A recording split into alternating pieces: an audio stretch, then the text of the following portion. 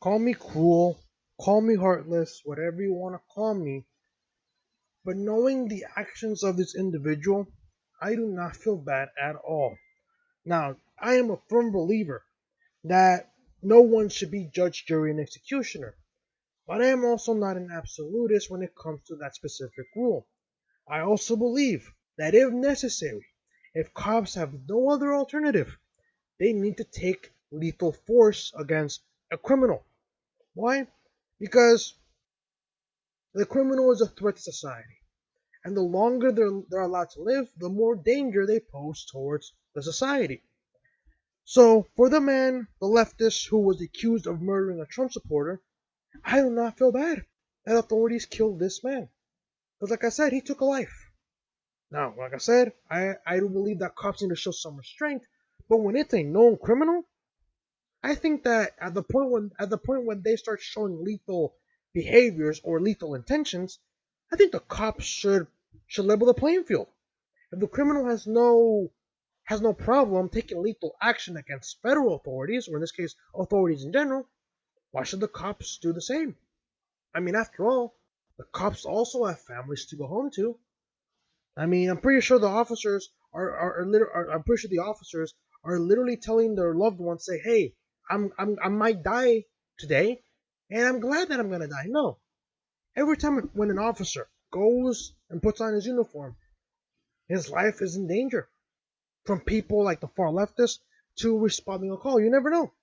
To many of these officers, that call that they take, that dispatch call that they hear on the radio, they never know. Maybe they never know whether if they accept that, or in this case they choose to respond to that call, they don't know if they're gonna come back alive. They don't.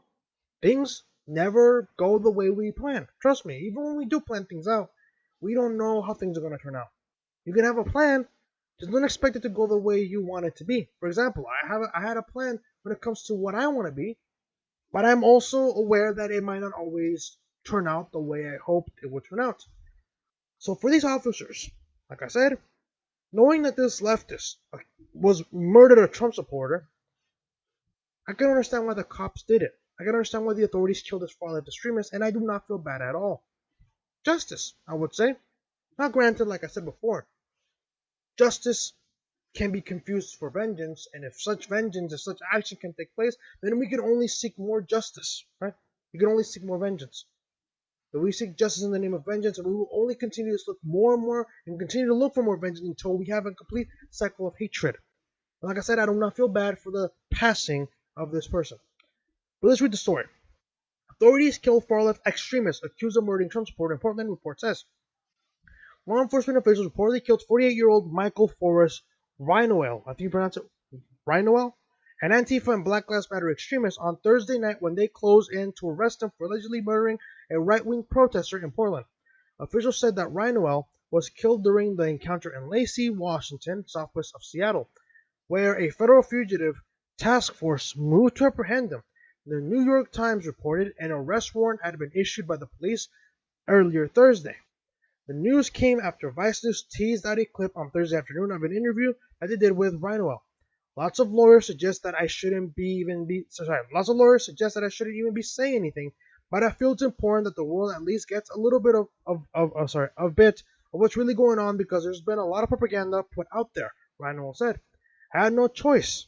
I mean, I had a choice, but I could have sat there and watched them kill a friend of mine of color, but I wasn't going to do that. Yeah, spare me, man.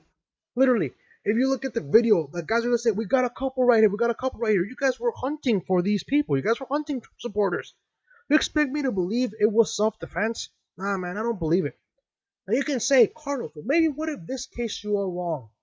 Well, if I am, I'll be damned.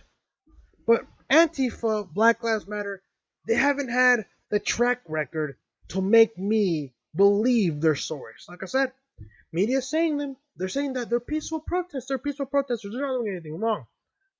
The track record says otherwise. So until Black Lives Matter and Antifa have a record that demonstrates that they truly are peaceful, then I will be more inclined to believe them. But as of right now, their track record is not so nice. So I don't believe that this guy was defending himself, not one bit. But again, that's just a breaking story. That's what it is. We don't know anything yet. I mean, I could refresh it. I don't know if they updated it already. Like I said, things change. But as of right now, actually, wait, they did add some more stuff. Cool. Okay, let's continue now. Rhino has been a persistent presence at the demonstrations in Portland over recent weeks, helping the protesters with security and suggesting on social media that the struggle is becoming a war where there will be casualties at times added. On July 5th, during the protest, Mr. Rhino was charged with resisting arrest and possession of a loaded firearm, but the case was later dropped. Rhino described himself as 100% Antifa all the way, had a Black Power tattoo on his neck, and had repeatedly expressed support for Black Lives Matter. Daily Caller editor-in-chief Jeffrey Ingersoll, I think you pronounce it Ingersoll, called out some questionable reporting that appeared in the New York Times report, writing on Twitter, "This is real and in print at New York Times. The report goes out of its way to promote armed Antifa security as praiseworthy experts in de-escalation. And a story about an Antifa guy murdering someone and then dying in a shootout with police." He was in a shootout. Then I do not feel bad at all. I stand and I stand in my position. I do not feel bad at all. Federalist co-founder Sean Davis also slammed the New York Times, writing, "This is NYT hagiography of a cold-blooded murderer is so obscene and divorced from reality that I'm surprised it didn't refer to him as an austere protest scholar." Oh boy, man, did this guy mess up. And like I said, I do not regret being happy that this guy is now a corpse, because you expect me to feel bad for a murder? Nah, man, I really don't. I really don't. At nearly the same time as the New York Times report was published, President Donald Trump tweeted out the far-left extremist, writing, "Why aren't the Portland police arresting the cold-blooded killer of Aaron J. Danielson? Do your job and do it fast. Everybody knows who this thug is. No wonder Portland is going to hell. At Justice Department, at FBI." And then eventually, this is like a long thing that he put apparently when it regards to this guy's profile. But I'm going to read the last paragraph. Rhino's sister, April Rhino, 36, told the Daily Mail that her brother has been estranged from the family for years after he allegedly stole medication from their mother, that he was a jerk who was verbally cruel. Wow. You mean to tell me that this guy, a member of Antifa, was not mentally sane? Not the first time I hear something about this. I mean, most Antifa members, most Black Lives far left extremists, they're mentally unstable. I've met a few. I go to college. I deal with them on a daily basis, at least I used to before the whole pandemic started. And trust me, they're not the most rational people. So when I hear that Ryan Noel was not mentally sane, for that matter, to be nice, apparently that's not a surprise to me. But like I said, I do not feel bad for the death of this man. This man killed someone. When the cops tried to arrest him, he thought it was the good idea to have a shootout with cops, or at least authorities for that matter, federal authorities. And now he's a corpse. So do not feel bad at all. Justice has been served, and like I said, whether or not you believe that he should have had a day in court, maybe.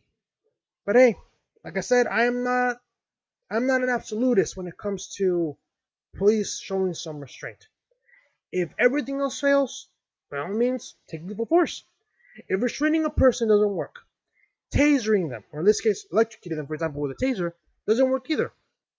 And if the person continues to be uncompliant with your commands, especially after they've been seen with a lethal weapon, in this case, a firearm for that matter, I think the authorities have every right to take lethal action, or in this case, lethal means, in order to apprehend the individual.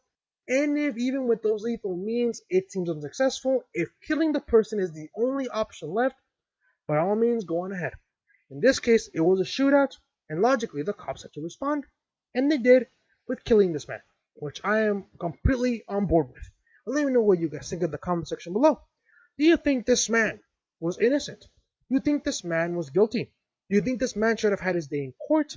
And most importantly, do you think this man is better off being a corpse than an actual human being?